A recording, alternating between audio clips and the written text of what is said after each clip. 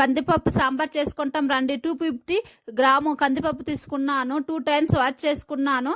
Wash చేసుకున్న తర్వాత పప్పులోనే half spoon పసుపు వేసుకున్నాను, హాఫ్ స్పూన్ ఆయిల్ వేసుకున్నాను, 1 టంబ్లర్ వాటర్ వేసుకున్నాను. కుక్కర్ మూత వేసుకొని 3 విజిల్ పెట్టుకున్నాను. పప్పు ఉడికిన తర్వాత పాముకున్న తర్వాత 1 స్పూన్ చిల్లీ పౌడర్ వేసుకున్నాను, 1 స్పూన్ ఉప్పు వేసుకున్నాను, సాంబార్ పొడి 2 స్పూన్ వేసుకున్నాను, మునక్కాయలు వంకాయలు వేసుకున్నాను, టమోటాలు వేసుకున్నాను. మీ దగ్గర ఏ కూరగాయలు ఉంటే ఆ కూరగాయలు వేసుకున్నాండి.